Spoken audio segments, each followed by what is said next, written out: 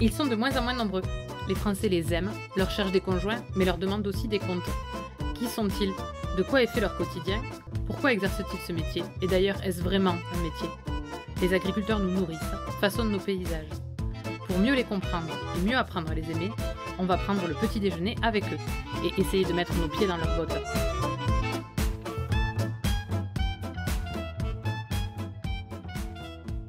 Claude m'a reçu après la traite du matin autour d'un bol de chocolat chaud et de tartines de confiture. Ce matin-là, il pleuvait en Aveyron, et la brume du mois de janvier masquait la vallée du Dourdou que sa ferme domine. Il a 50 ans, et il est le témoin de l'évolution que l'agriculture a connue, tant technologique que sociétale. Il a aussi été là, lors des crises sanitaires que ses parents ont subies, et qui l'ont profondément marqué. Il n'ignore aucune difficulté de son métier, mais il retrouve des yeux pétillants et déterminés dès que l'on parle de ses combats. Il retrouve sa fougue quand il parle de ses agriculteurs, qu'il lui est insupportable de voir malheureux. Nous avons discuté santé des troupeaux, conviction et séchage en grange. Allez, on essaie ses bottes?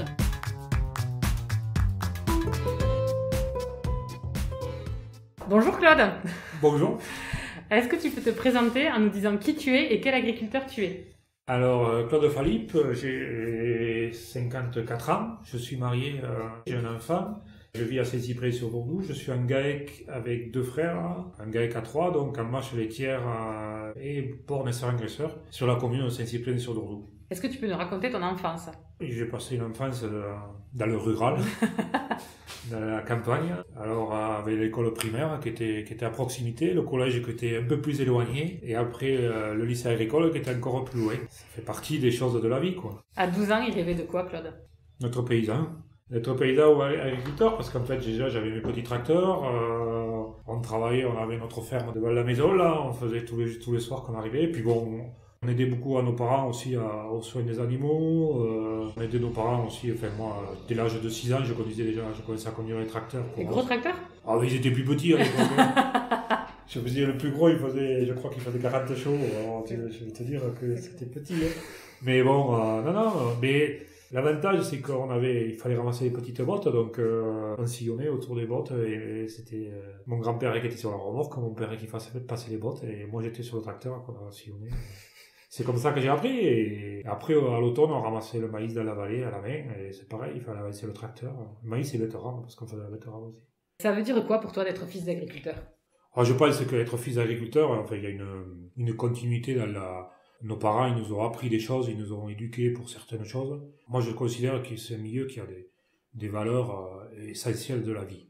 Parce qu'on a des repères dans la nature, on a des repères par rapport à ce monde rural, enfin, l'évolution. Je veux dire, aujourd'hui, on est dans une société qui se cherche, qui va hyper vite avec nos téléphones, enfin, les téléphones, tandis que nous, on arrive encore à avoir le temps, Enfin, je veux dire, on n'a pas de montre, mais on sait quelle heure il est, on regarde, enfin, on sait le soleil où il se lève, on sait où il va se coucher, et puis en fonction du ciel le matin, quoi. Voilà, et c'est tout ça, c'est nos anciens qui nous ont appris tout ça. Sans compter ce qu'ils nous ont appris sur le travail de la ferme, sur les animaux. Il y a un savoir extraordinaire.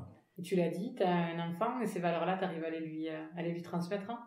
Ouais, je l'ai eu, enfin, je veux dire, moi j'en ai un, Patrice en a 3. Je veux pas que ce soit forcé, quoi.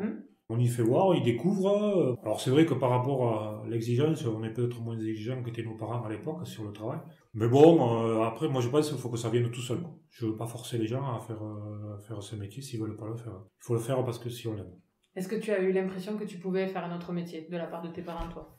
Ça a failli à un moment donné, quand j'ai arrêté le lycée en 85, là, parce que je voulais pas partir en BTS en fait. Et il se trouve que on a eu à attraper la bruxellose pour la deuxième fois. Qu'est-ce que c'est la bruxellose? Alors la bruxellose, c'est les vaches qui avortent, hein, et c'est une maladie qu'il faut éradiquer. Et donc ils nous ont fait abattre toutes les vaches. Et qui est dangereuse pour l'homme ou pas? Et oui. Oui, d'accord. Oui, même mon père, même mon père et mon grand-père l'avaient attrapé à l'époque. D'accord. Et ça c'était quand même, enfin ça pouvait se guérir pour les humains? Oui, ça se guérit, mais je crois qu'ils traitent ça à la cortisone, c'est lourd. Hein. À l'époque, c'est la fièvre de Malte qu'ils appellent. C'était la deuxième fois. On l'avait commencé à attraper en 68, et moi je me rappelle pas, mais après en 85. Moi c'était mon année du bac, là. Ça te perturbe parce que quand tu vas voir à l'étable qu'il n'y a plus de vaches, enfin voilà, on avait racheté des génisses, mais il faut attendre pour faire le vide sanitaire. Mais pour mes parents, ça a été très dur, puis bon, financièrement, c'était compliqué, hein, donc c'est pour ça que j'ai décidé J'ai un oncle qui m'a fait appeler pour ceux qui cherchaient quelqu'un dans une laiterie sur un quai de réception.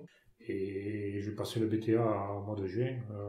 J'ai eu, et je crois qu'au 14 juillet, mi-juillet, je rentrais à la laiterie pour travailler comme salarié. D'accord. Et je suis resté un an. Après, il a fallu que je parte faire l'armée. Ils m'ont pas renouvelé parce que je pensais presque qu'ils me reprendraient. Ils n'ont pas voulu me reprendre parce qu'ils avaient supprimé le poste. Donc, bon. Après, j'ai fait vacataire pendant contrôle équipe pendant 4 ans. Mais c'est vrai que s'ils m'avaient rembauché, je ne sais pas si je serais agriculteur peut-être aujourd'hui, quoi. Est-ce que tu te souviens de l'âge où tu t'es dit « ce sera mon métier » ? Là, je précise non. Non, parce que j'ai toujours aimé ce métier-là. Comme je disais tout à l'heure, c'était les tracteurs, c'était la vie avec les animaux, et puis bon, conduire des tracteurs quand t'as 6-7 ans, je vois quand mon grand-père est décédé dans les années 80, c'est moi qui ai pris sa place pour aider à mon père quand on préparait les champs de maïs et tout. J'avais 13-14 ans, là, je préparais des journées entières. Pour moi, c'était quelque chose d'extraordinaire, quoi. Et est-ce qu'à 50 ans passés, c'est toujours aussi passionnant de conduire un tracteur ? Passionné, peut-être pas tout à fait autant, mais je suis presque plus passionné par les animaux. Mais oui, le tracteur, moi, ça me déplaît pas, hein, quand je peux le conduire. Moi, ce que j'aime faire, c'est être quelque chose de méticuleux, pas aller vite, enfin voilà.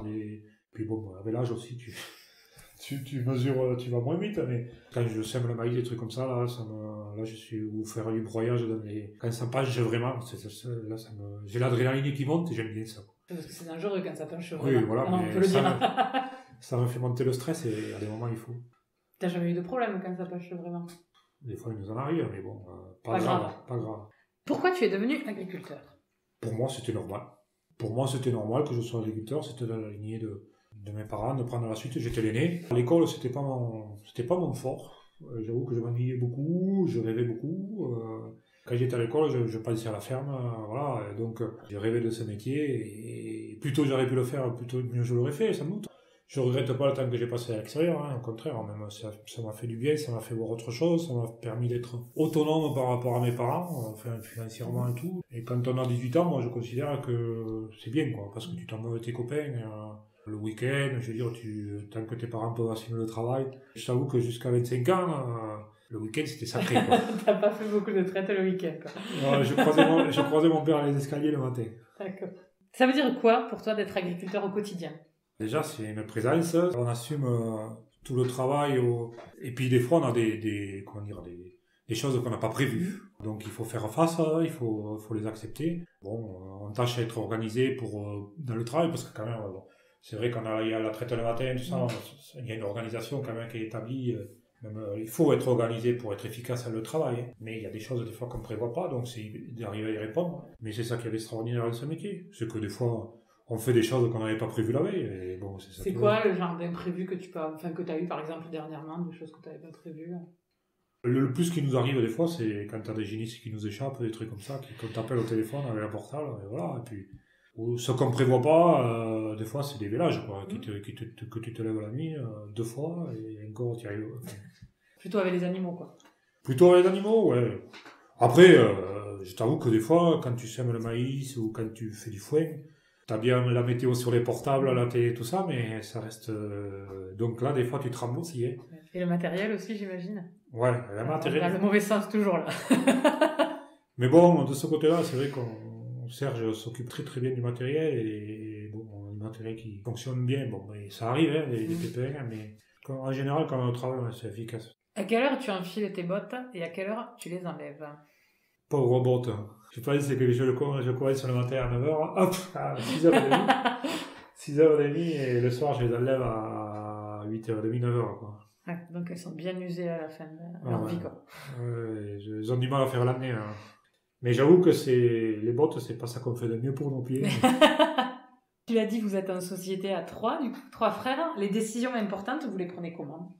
On les prend souvent le matin quand on déjeune tous les 3 ensemble, là, et puis des fois, là, ça me traite, parce que Patrice y traite, donc Serge me rejoint, et on les prend souvent à 3.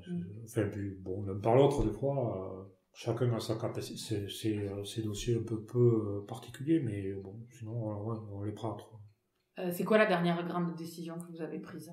La dernière grosse décision qu'on a prise, c'est il y a 2 ans, là, quand on a décidé de partir sur un séchage en grange.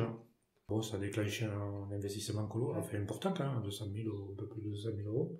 C'est quoi? Alors, est-ce que tu peux nous expliquer, ça sert à quoi, ces choses? Le séchage en grange, c'est en fait essayer de valoriser du foin, laisser moins sécher dans les prés pour ramasser plus de feuilles.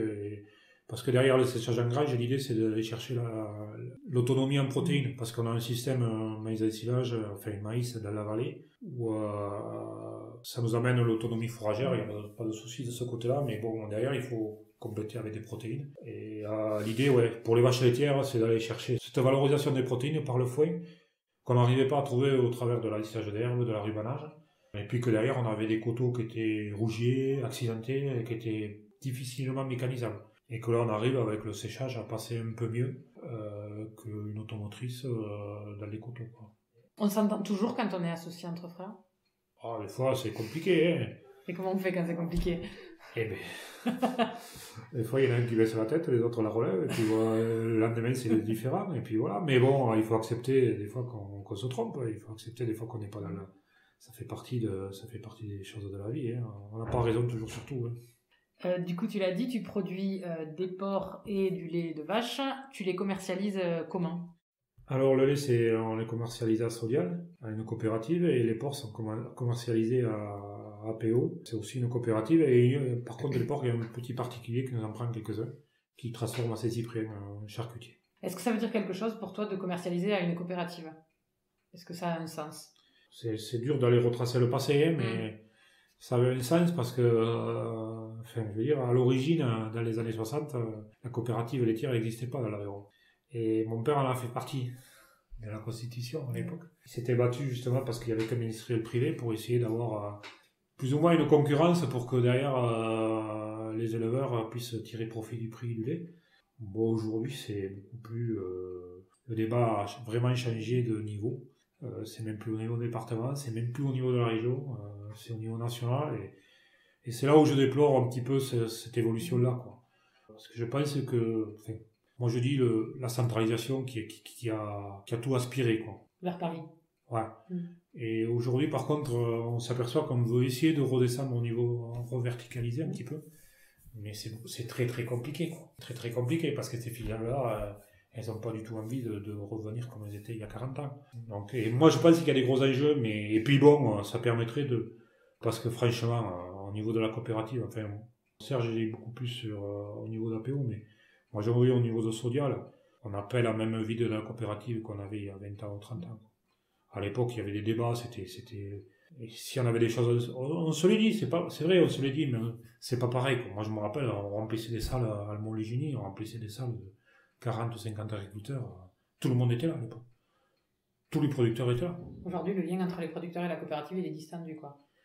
T'as l'impression?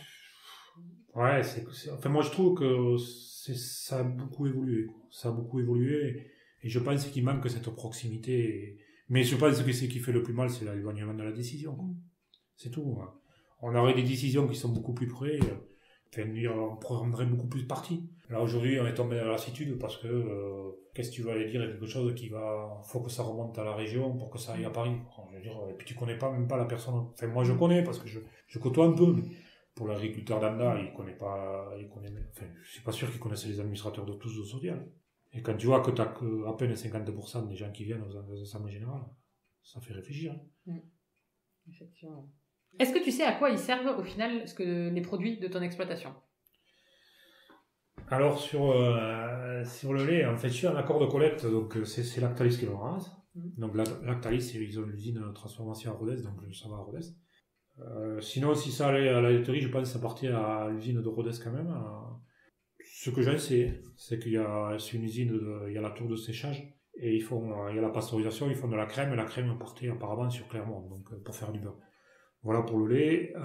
Pour les cochons, alors hormis le petit charcutier local là, qui nous prend quelques cochons et des coches de réforme, la grosse partie, ça va à la Cône pour faire de salaison, enfin saucisses de la Cône. D'accord. Voilà.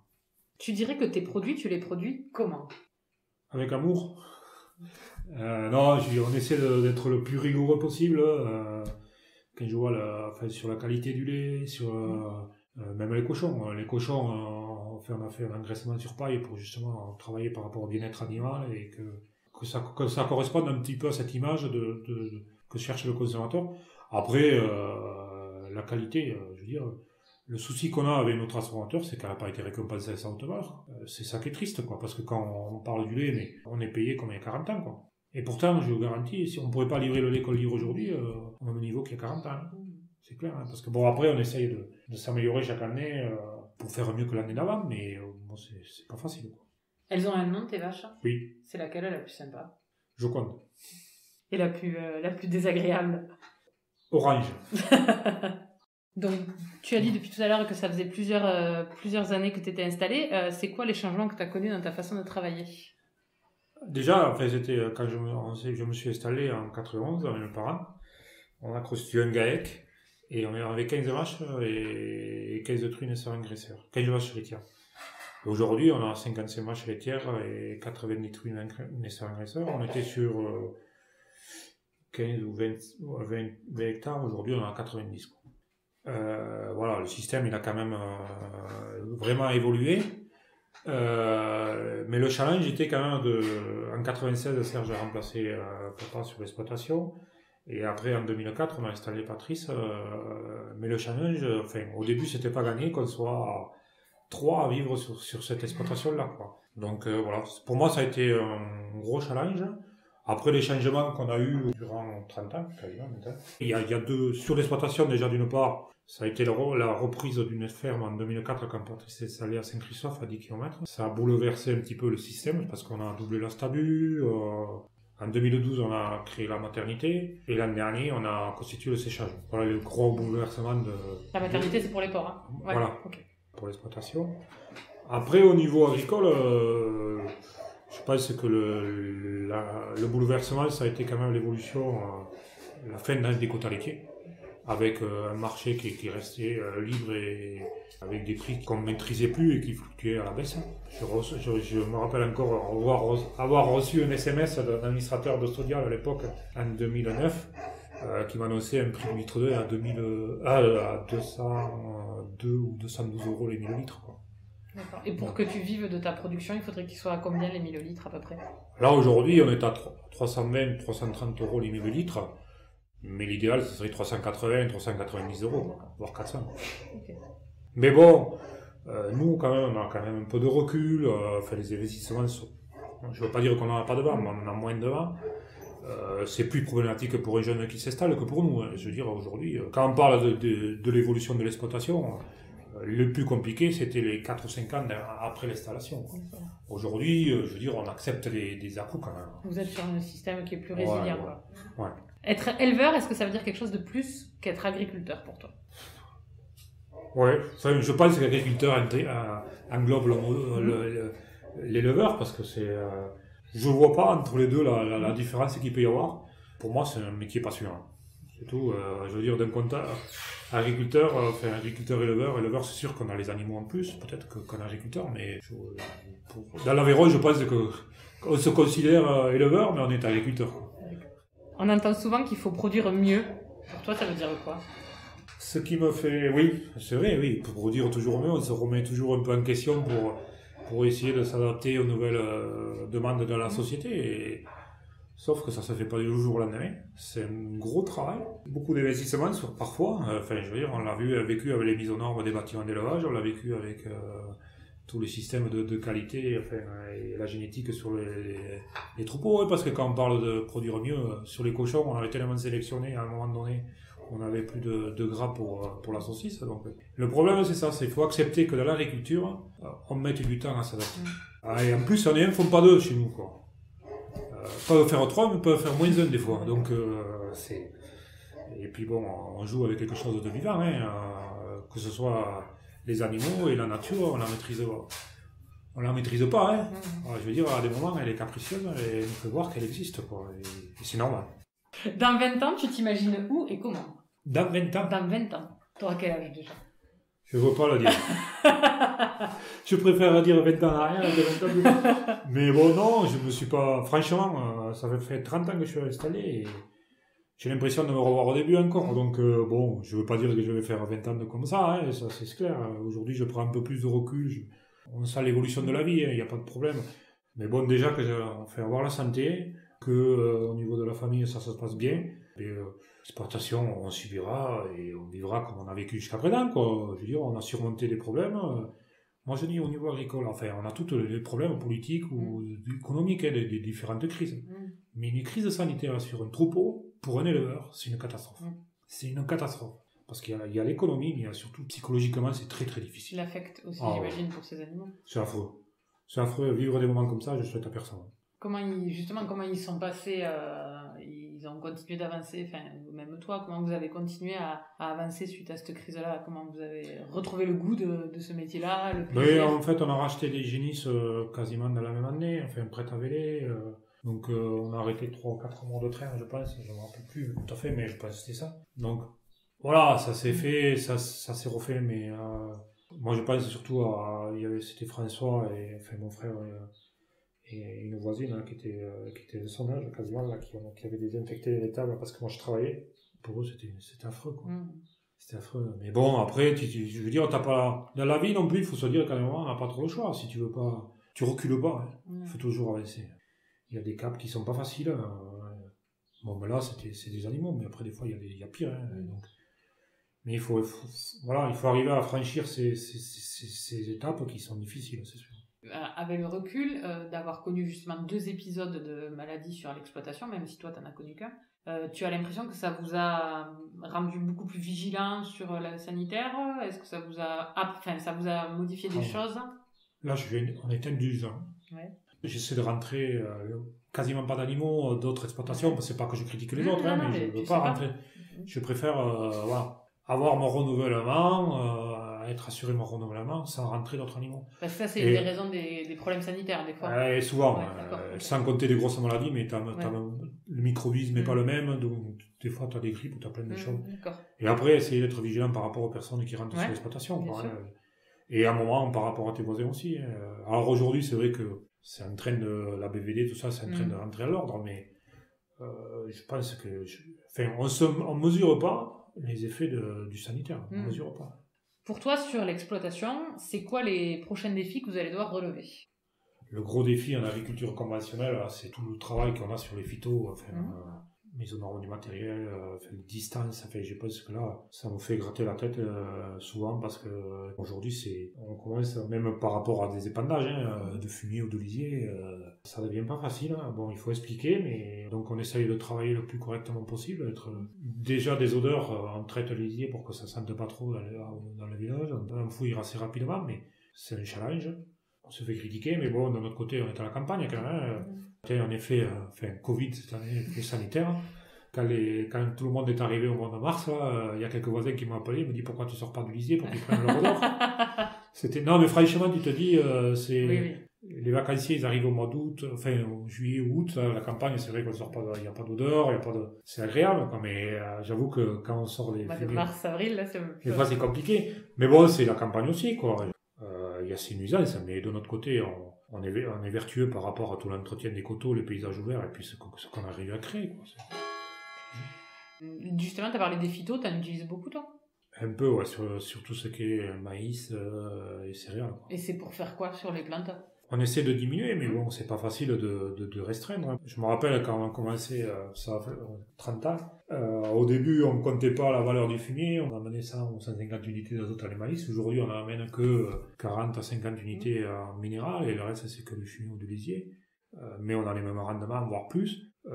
Après, les phytos, on travaille avec des appareils qui sont de plus en plus sophistiqués, il a fallu passer la formation, et des produits qui sont beaucoup plus sélectifs. Ça ne veut pas dire qu'ils sont plus efficaces, mais ils sont plus sélectifs. Ils sont plus efficaces, mais sauf qu'il y a plein de... moi, ce que je trouve, c'est qu'à l'époque, on désherbait une fois, on n'avait pas besoin de repasser. Donc là, aujourd'hui, il faut faire repasser 2 fois ou 3 fois. Et bon, et par contre, on a introduit le binage aussi, mais ça fait 30 ans, quoi, mais ça fait pas tout quand même.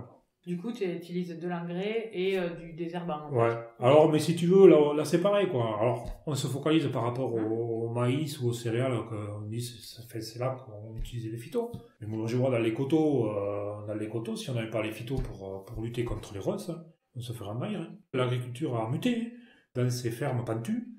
À l'époque, il y avait dans les familles, il y avait 10 personnes qui travaillaient avec la faucille, le faisceau, et il n'y avait pas une ronce. Mais aujourd'hui, vu la main-d'œuvre que nous avons sur l'exploitation, Les phytos, pour nous, ont été une chance. Ça a été pour limiter la main-d'œuvre. Hein. Oui, bien sûr. Si tout était possible, tu changerais quoi sur ta ferme? Le premier changement, c'est votre travail sur charge. Je veux dire, c'est d'essayer de... Moi, si je pouvais arriver à supprimer l'achat de soja pour les vaches laitières, je serais satisfait. D'accord. Ce sera compliqué, mais je serais satisfait. Ça pourrait se faire, mais après, il faut accepter que les vaches, au lieu de 9000 litres, elles fassent plus que 6000. Donc, c'est pas un choix non plus, mais voilà, quoi.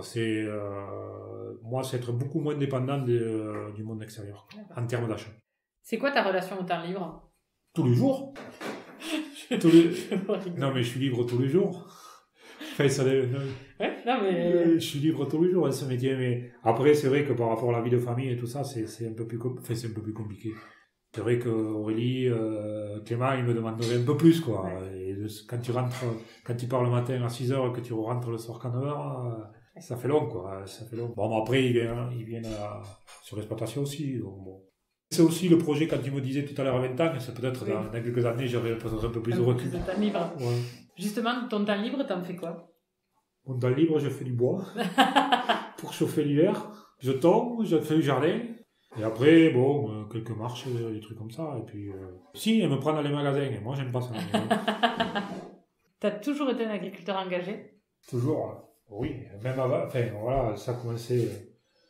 Mais c'est une histoire de copains, en fait. Enfin, je veux dire, on a constitué un CCJA parce qu'on s'était tous installés là, dans les années 90, 5 ou 6 agriculteurs, en ayant des vaches laitières, et puis on avait mis à côté du tabac, pour derrière aller chercher un peu plus de revenus et avoir un complément de revenus pour nos petites fermes, parce qu'on n'avait pas beaucoup. Et voilà, derrière, ça a été une équipe, ça a permis de faire remonter certaines revendications, et comme il n'y avait pas au niveau de Marciac et comme il n'y avait pas de canton à l'époque, on était un noyau et on a constitué ce CCJA à l'époque dans les années 86 ou 87, je ne me souviens plus, mais par là.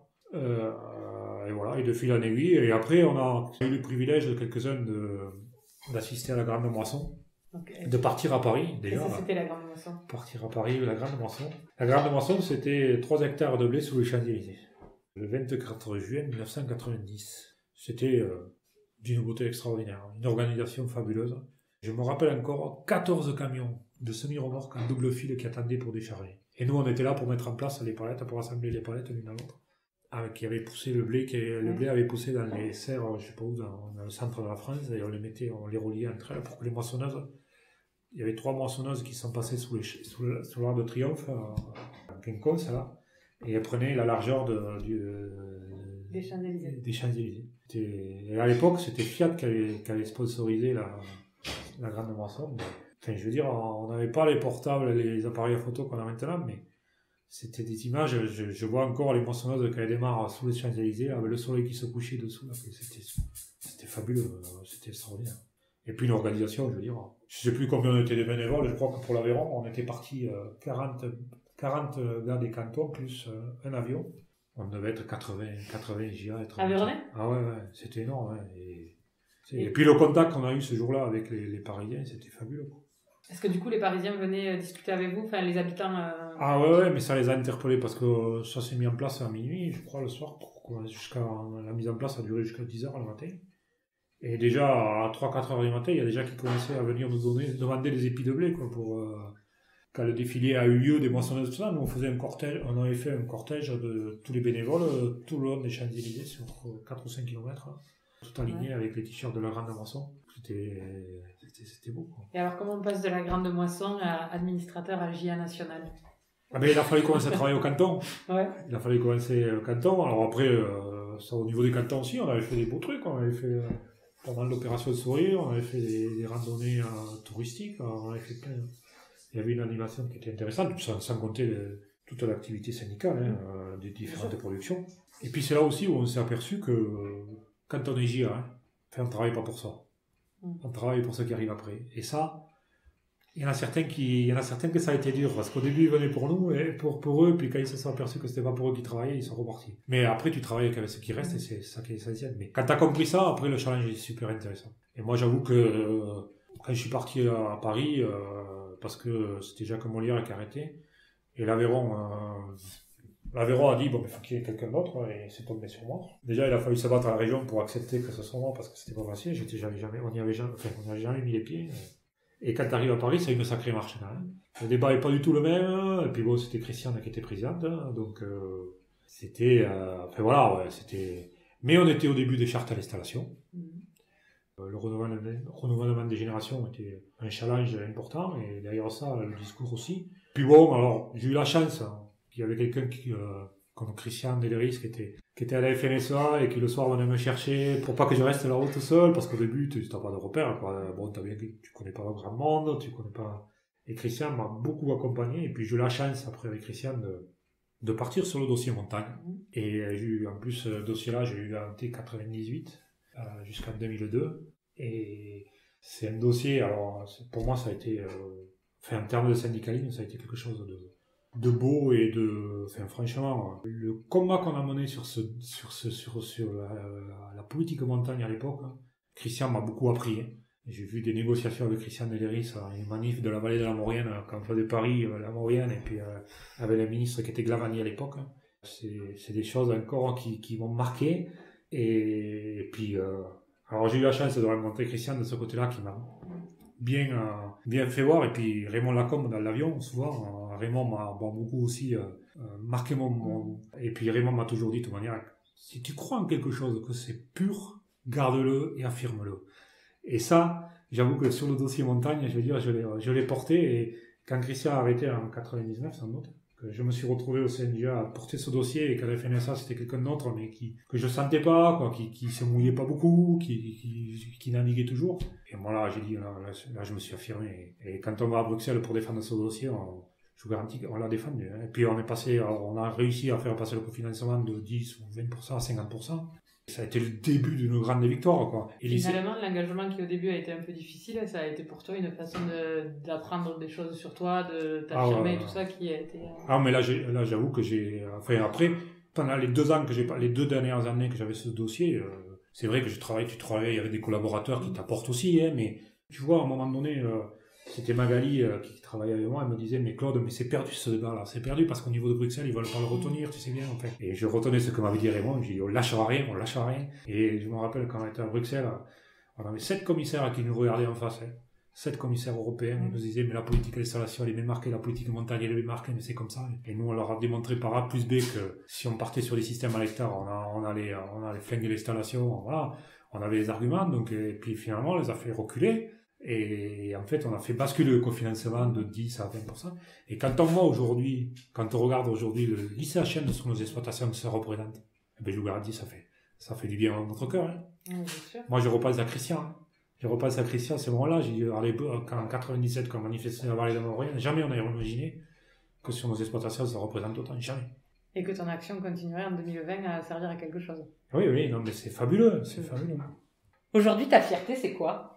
C'est de continuer ce métier, qui me plaît toujours, et en fait qui est un challenge toujours important, parce que bon, des fois on ne s'attend pas, mais il faut le faire. Ma fierté, c'est aussi de continuer un petit peu l'engagement dans le syndicalisme, parce que à un moment donné, je voulais presque arrêter, parce que bon, je trouvais que j'en avais fait donner beaucoup, que c'est pas facile de tout concilier, la vie de famille, l'exploitation et le syndicalisme. C'est un trépied qui est pas facile à articuler. Aujourd'hui, on sent qu'il y a un gros besoin quand même, quoi. Et moi, surtout, ce que je souhaite, c'est mon challenge, c'est que je veux pas que les paysans soient malheureux. J'accepte pas ça. J'accepte pas que ce monde agricole soit malheureux. Je peux pas l'accepter. Du coup, t'es heureux, toi, aujourd'hui ? Moi, je suis heureux, mais... C'est déjà un bon début.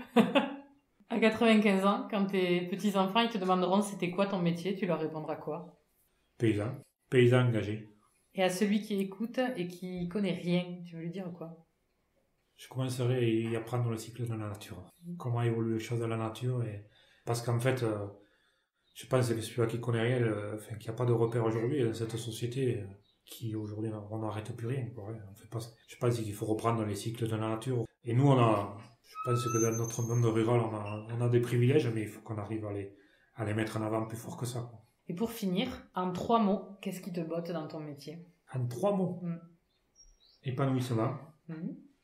Performance et fierté. Merci Claude. On peut faire ce métier depuis plus de 25 ans et être toujours aussi passionné de se lever chaque matin. On peut travailler ensemble avec ses 2 frères, mais avoir chacun bien son rôle au sein de l'exploitation. on peut avoir vécu des crises sanitaires au point d'y porter une vigilance accrue. Enfin, on peut avoir commencé le syndicalisme parce qu'on était une bande de copains et voir aujourd'hui encore les fruits de ces combats de jeunesse. C'est ça, être agriculteur aujourd'hui. À bientôt dans de nouvelles potes. Si vous avez aimé, n'hésitez pas à partager ce podcast ou à le noter avec 5 étoiles sur Apple Podcast. Laissez-nous un petit like ou un commentaire, nous serons infiniment heureux de vous lire. À bientôt dans de nouvelles bottes.